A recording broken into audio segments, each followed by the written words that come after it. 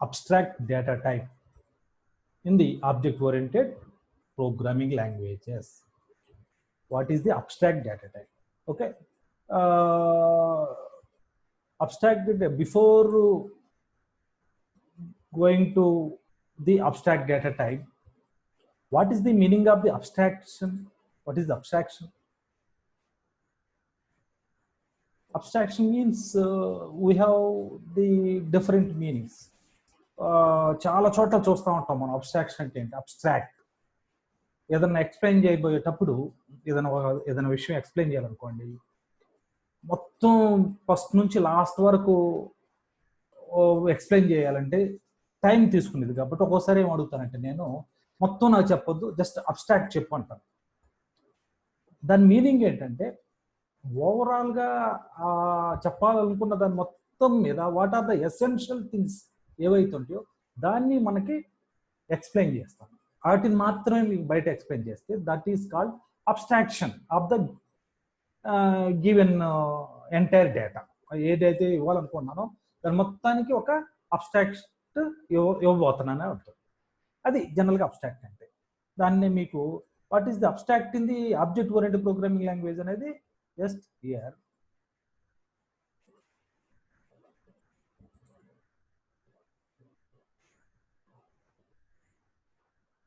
What is the abstract data type in the object-oriented programming language, right?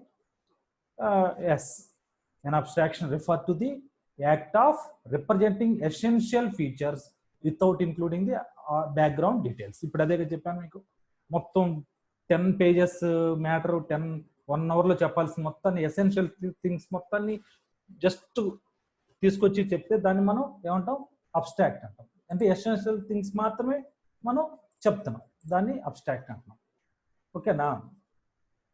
మరి ఏంటి ఈ abstract గురించి ఏంటి అంటే, మరి అబ్స్ట్రాక్ట్ డేటా టైప్ అంటే ఏంటి? జనరల్గా abstract data type, if you consider the objects, ఒక క్లాస్ ఆబ్జెక్ట్స్, వీటిని మనం కన్సిడర్ చేస్తే, ఏది జావా ప్రోగ్రామ్ కానీ C++లో కానీ ఆబ్జెక్ట్స్ కన్సిడర్ చేస్తే, we are defining the data type for the object in the form of the class. Okay, అది కూడా ఎలా ఉంటుంది, ఆబ్జెక్ట్ గురించి మనం ఏదైనా చెప్పాలనుకోండి, ఆబ్జెక్ట్ యొక్క బిహేవియరు ఎలా డిఫైన్ చేస్తాం, ఆబ్జెక్ట్ యొక్క డేటా ఏంటి, ఆబ్జెక్ట్ సంబంధించిన అది ఏమేమి ఆపరేషన్స్ చేస్తుంది, ఇవన్నీ కూడా ఎలా మనం చెప్తామంటే, okay, these objects whose behaviour is defined by set of values and set of operations, that is the object, that is the abstract data type. Abstract data type is a type for objects. This is simply a class definition in the Java, or this is simply a class definition in the C++. మనం జావాలో ఎన్నో classes రాస్తున్నాం కదా, that class definition is called abstract data type. Okay, ఏదైతే మన క్లాస్ని define చేస్తున్నామో that is called abstract data type, because what we are doing in the abstract data type, what we are doing in the class, ఒక class కి ఒక name పెట్టేస్తున్నాం, ఆ class కి లోన ఏమేమి ఆ క్లాస్ రిలేటెడ్ ఏమేమి డేటా ఉండాలి, ఏమేమి ఆపరేషన్స్ పెర్ఫామ్ చేయాలి, ఏమేమి మెథడ్స్ ఉండాలి, అవన్నీ కూడా ఒక క్లాస్ రూపంలో మనం డిఫైన్ చేస్తున్నాం కదా, అది క్లాస్ అనుకోండి. ఇప్పుడు ఆ క్లాస్ నేమ్ ఉపయోగించి మనం ఏం చేస్తున్నాం, we are declaring, we are using the data type, we are using the class name as a data type for declaring its objects. ఏదైతే క్లాస్ను డిఫైన్ చేసావో ఆ క్లాస్ నేమ్ ఉపయోగించి ఆ క్లాస్ నేమ్ని డేటా టైప్గా తీసుకొని కొన్ని ఆబ్జెక్ట్స్ని డిక్లేర్ చేస్తున్నావు. That's why this class definition is called abstract data type. Okay, since classes use the concept of data abstraction, they are known as abstract data types. Since classes use the concept of data abstraction. They are known as abstract data type. Okay. ఇప్పుడు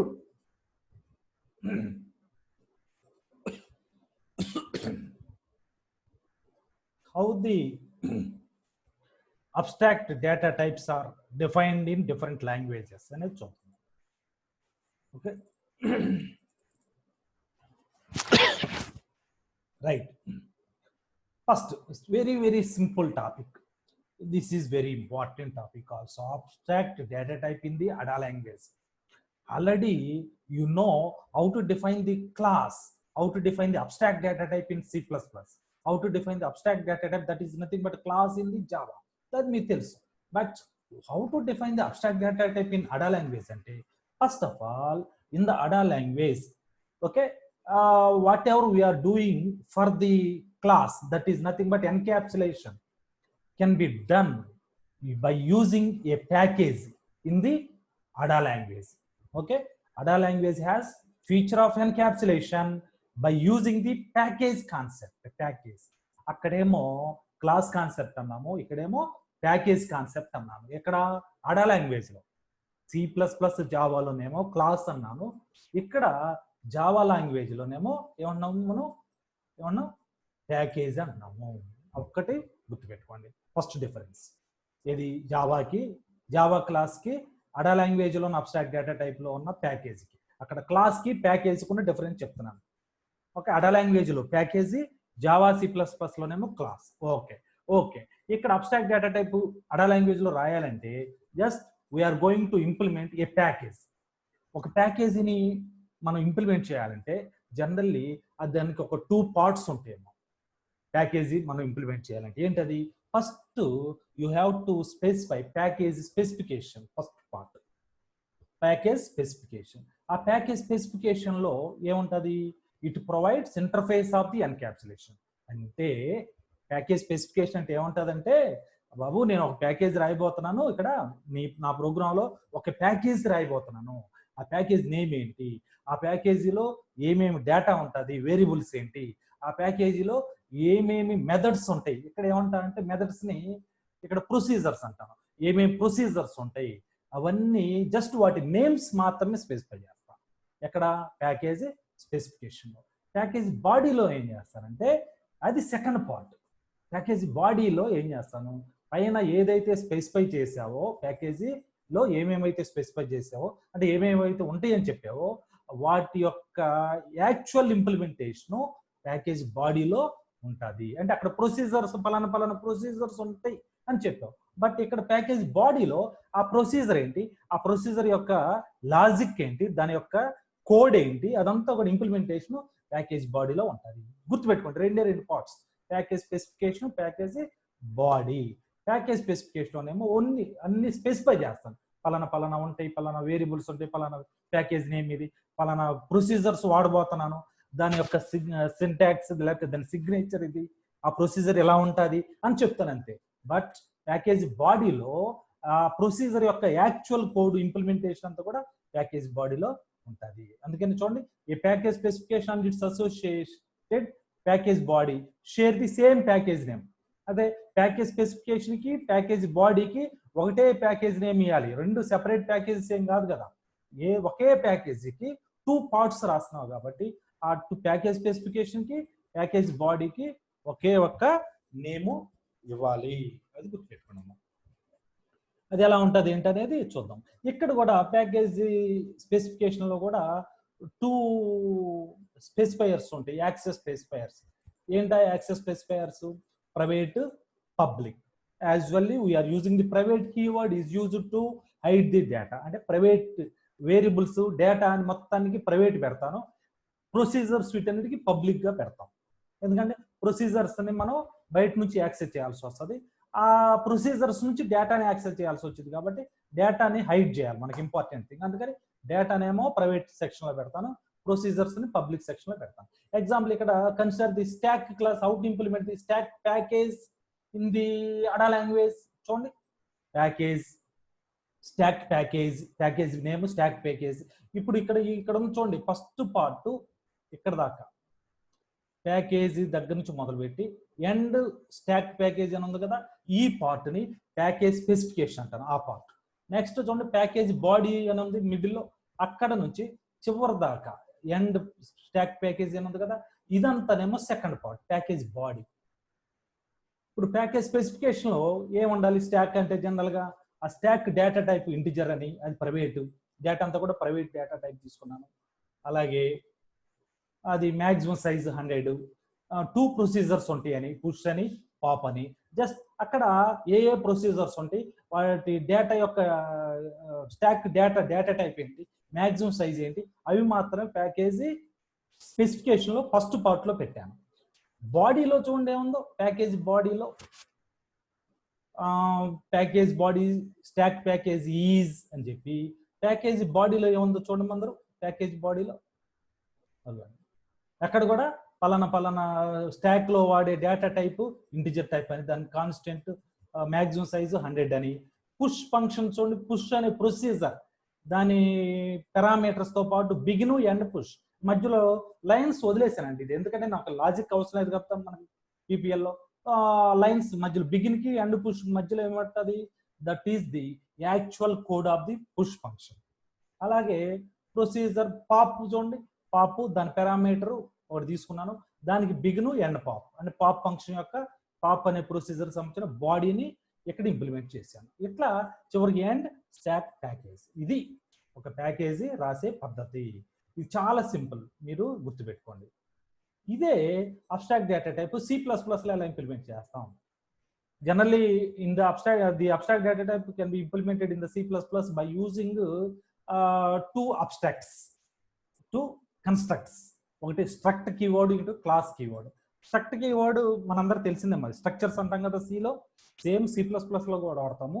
అయితే స్ట్రక్చర్ను కూడా ఒక abstract data type అనొచ్చు, but దాన్ని కాకుండా instead of structure we are using the class definition. Okay, క్లాస్ని ఎలా రాస్తాం C++ మీ అందరికీ తెలిసింది. క్లాస్ అంటే ఏంటమ్మా, ఎన్క్యాప్సులేషన్.